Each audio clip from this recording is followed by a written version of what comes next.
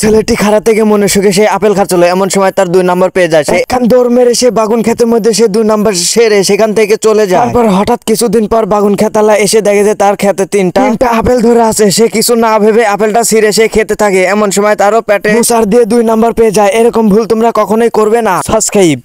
উরি বাবারে, সামনের গাছে কি জানো গোল গোল একটা ফল, এজন্য শরীফের বস ফলটা ছিঁড়ে নিয়ে তার কাছে না থাকায় তার দাঁত দিয়ে সে ছিলার পরিকল্পনা করে। তারপরে সে দাঁত দিয়ে ছিলে ফলটা ছিলা হয়ে গেলে সে কসর মসর করে গবস গুবস করে খায়। এটা কি ফল আপনারা কমেন্টে জানাবেন। নৌকো বানানোর জন্য জঙ্গল থেকে বাঁশ কাটতে কাটতে পানির মতন কি যেন একটা বের হয়ে আসে। সেটা শরীফের বস একটা গ্লাস নিয়ে সেটার মধ্যে সংরক্ষণ করে তারপরে পান করে শরীফের বস জঙ্গলে সার্ভাইভ করে থাকে। আল্লাহকে ভালোবাসলে একটা সাবস্ক্রাইব।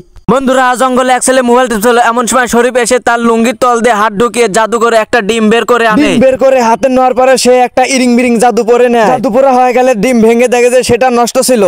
এক গিলাস বালু নিয়ে তার মধ্যে একটা লাল কাঁচা মরিচ ঢুকিয়ে দিয়ে কিছু পরিমাণ পানি দিন বালির মধ্যে। পানি দেওয়া হয়ে গেলে তারপরে শরীফের বস ঘুমায় পারে। ঘুম থেকে এবার উঠে দেখে যে তার সেই লাল মরিচে একটা সুন্দর একটা মরিচ গাছ হয়েছে, আর গাছে একটা মরিচে ধরতে। তো কাদা বানানোর জন্য একটি মাটি খনন করে একটু পানি ঢেলে দিয়ে পানি দেওয়া হয়ে গেলে একটু ডলন দিয়ে তারপরে কিছু বিচি নিয়ে টপ টপ করে ফেলে দিয়ে দেওয়া হয়ে গেলে লাল ধরনের কেমিক্যাল নিয়ে ঢেলে দিয়ে তারপরে জায়গাটা সমান করে দিয়ে সেখান থেকে চলে গেলাম। তারপর কিছুদিন পর এসে দেখি সেখানে রজনীগন্ধা একটা ফুল ধরেছে, আর এটার দাম কোটি টাকা। নিমের ফল আর একটা ডান্টি নিয়ে ভালো করে একটা একটা করে ঢুকিয়ে তার ভিতরে ঢুকানো হয়ে গেলে তারপরে এটা বাতাসে ধরলে চরকি মতন ঘুরবে। চ্যানেলটা সাবস্ক্রাইব করবেন প্লিজ। গাছের আম বড় না হওয়ার কারণে ছেলেটা অনেক চিন্তা পড়ে যায়। এজন্য একটা শিশির নিয়ে সুন্দর করে মধ্যে দিয়ে কেটে তার মধ্যে এক ধরনের কেমিক্যাল পানি দিয়ে এবার সুন্দর করে আমের ভিতর দিয়ে সেটা পেপার দিয়ে বেঁধে দিয়ে সেখান থেকে চলে যায়। তারপর ছেলেটি 1 মাস পরে এসে তার আমটা দেখে। দেখার পরে সেই শিশিটা খুলে দেখে যে তার আমটা অনেকখানি বড় হয়ে গেছে। এটা দেখে সে অবাক হয়ে আমটা হাবুস গুবুস করে খেয়ে ফেলে। চায়না ফল খেয়ে চায়না ফলে বেশি ফিরোজ জঙ্গলে ফেলে দিয়ে সেখান থেকে চলে যায় এবং কিছুদিন পর এসে দেখে যে সেখানে চায়না ফলের একটা গাছ জোগাইছে। গাছটা নিয়ে যাও অন্য জায়গায় পুঁতে দিয়ে তারপরে ফিরোজ ওখান থেকে চলে যায় এবং কিছুদিন পর এসে দেখে যে তার গাছে বড় বড় আম ধরেছে, আর আমটা ফিরোজ খেয়ে অনেক খুশি হয়ে যায়। এটা ইডিট।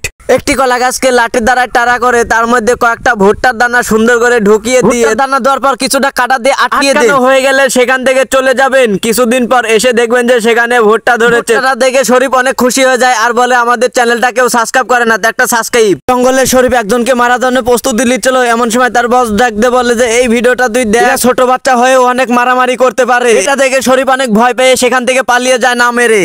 হাতে কাদা ভরলে কখনোই আপনারা পানিতে ধোয়ার মতন এরকম ভুল করবেন না। এজন্য একটা সাদা কাগজ নিয়ে কাদালা হাতটা সুন্দর করে কাগজের উপর রেখে কিছুক্ষণ ঘষাঘষি করার পরে এবার হাতটা সুন্দর করে তুলে তার উপর কিছু ধরনের আধুনিক বালু ছিটিয়ে তার উপরে কিছুক্ষণ রাখার পরে এবার তুলে ফেলুন। তারপরে দেখবেন আধুনিক ধরনের একটা হাতের ছাপ উঠবে।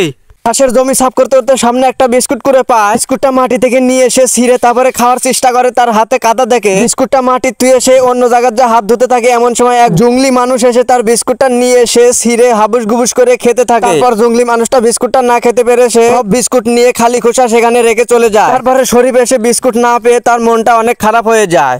এই পদ্ধতিতে সবজি কাটতে লাগলে বারবার হাত কেটে যাচ্ছে, এজন্য একটা সাথে থাকা বোতল নিতে হবে। তারপরে বোতলের মধ্যে দিয়ে কাঁচি দিয়ে কেটে এবার নখের সাথে পেঁচিয়ে পিছানো হয়ে গেলে তারপরে এবার মন মতন করে আপনারা সবজি কাটতে পারেন। এভাবে কাটলে কখনো হাত কাটবে না, এটাই বাস্তব। হা হা হা। আম মাখিয়ে খাওয়ার জন্য আমরা প্রথমেই চলে গেলাম আম বাগানে। অনেক খোঁজাখুঁজি করার পরে এক গাছে আমরা আম পেয়েছি, আর ফিরোজকে বললাম যে তুই আম গাছে উঠে। সে আম গাছে উঠে বড় বড় 2টা আম পেরে নিয়ে আসলো। আম পাড়ার পর তো সে আর আমি ঘাস ঘাস করে কয়েকটা ফটো উঠলাম। তারপরে আমটা বন্ধুদের দিয়ে আম ছিলিয়ে তারপরে মাখিয়ে সুন্দর করে মাখানো হয়ে গেল। এবার ফিরোজকে বললাম যে একটা খেয়ে টেস্ট করে দেখ। সে তো খেয়ে একবারে ফেদা হয়ে গেছে। তারপরে শেষমেশ আমিও একটা খেয়ে দেখলাম। ছেলেটি একটা আম খেতে লাগছিল, এমন সময় শরীফ দেখে তার মুখ দিয়ে লাল পড়তে থাকে। আর ছেলেটি শরীফকে আম না দিয়ে সে মুখ চিকাতে থাকে আর বলে তোকে আম দেওয়া যাবে না। এমন সময় শরীফ এসে তার হাত থেকে আমটা নিয়ে দৌড় দিয়ে চলে যায়। আমটা খেয়ে শরীফ তাকে ভেঙাতে থাকে আর তার গোয়াদেও ভেঙাতে থাকে।